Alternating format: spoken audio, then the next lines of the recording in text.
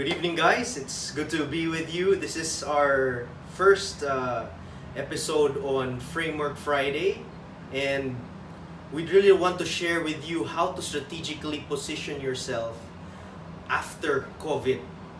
Now, I've always been thinking the past few days, like, ano kaya yung buhay after COVID? Or what would be the new normals after everything settles down and we go back to our lives? And I'm sure some of you have thought that, and I hope everybody will be able to take time to think about that, because this will be a new normal. We will establish new ways of working, new patterns of how we live our lives. So again, I'll be answering how to strategically position yourself after a post-COVID world.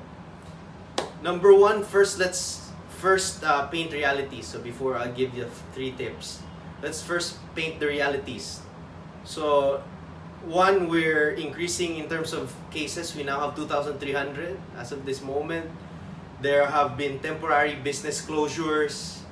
There are some companies just operating on a skeletal workforce. There are actually limited operations for some, and to be honest, I've also talked to a couple senior leaders in other organizations, and they have discussed potential layoffs of the workforce, and these are realities now, and we have to prepare for them. You know, when the crisis comes, sometimes it's too late to prepare. I hope that now we're still able to really prepare, move forward with our lives. So these are the 3 tips. Number 1, really learn new skills. Why? Because we have the time right now. We have extra time. Instead of traveling to work at 2 to 4 hours a day, that would have saved you 10 to 20 hours of time. Instead of traveling, that you can learn a new skill that will be relevant after COVID subsides. So this will pass, guys. This will pass. But we have to learn skills that will propel us or prepare us for the future. What are those skills? What are the things that are available online?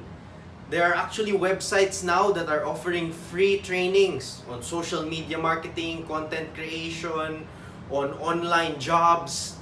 There are so many things. Now, there are also websites that have given free access to books like Scrib. There are so many things we can learn. There are so many resources that are available. So after this quarantine, if you don't learn new skills, it's no longer time that was the issue, and it was no longer resources that were an issue. We have to be more disciplined with how we use our time now and stay productive. So first, learn a new skill. Number 2 is position your finances. What do I mean by that? For some of you who already have set up an emergency fund, that's good, because that's part of positioning your finances. That whenever a crisis arises, your money, you have extra money to buy, to stock up. You don't need to wait for government intervention, because you've prepared for yourself. You're prepared. And now as you prepare that as well, there's also, you can be more generous, because if you're prepared with your finances, you can give out money as well. Yep, so what does it mean to position your finances? It means going back to the drawing board and really writing down a budget.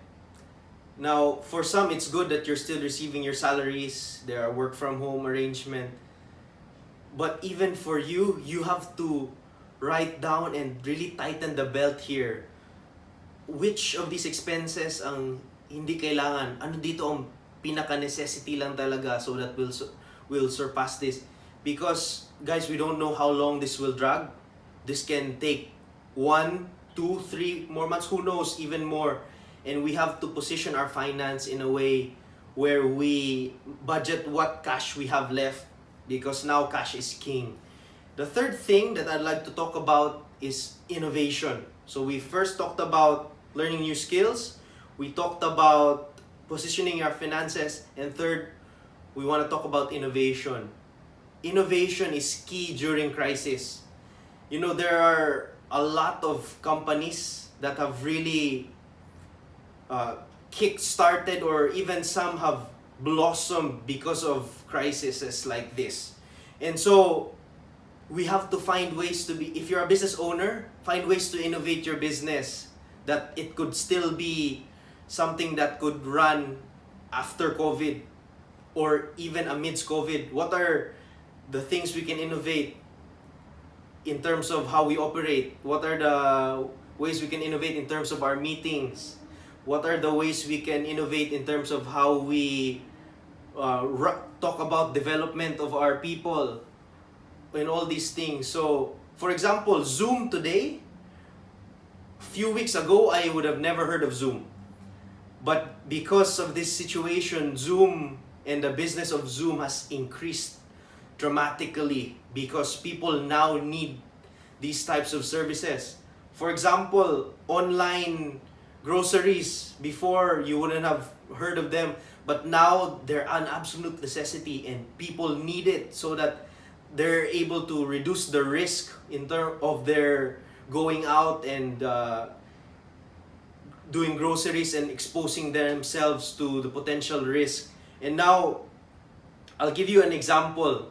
Alibaba was actually from a SARS outbreak in China, and they were still a little company back then, starting in e-commerce. But when SARS struck the country, it was the perfect time for Alibaba to be there, and now it's propelled the business. Now they're selling $1 billion in one day because they were able to position themselves and innovated in a way where in the new world we're able to capitalize on the opportunities. So I'd like to end with this.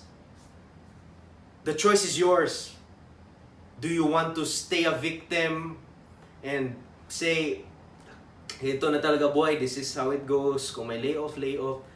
Or you can take control, learn new skills that will make you relevant in the workplace after this, position your finances so that you won't need to be loaded with debt, and you can position your retirement in the future. And in terms of innovation, do it so well that you're able to game change the industries that you're in.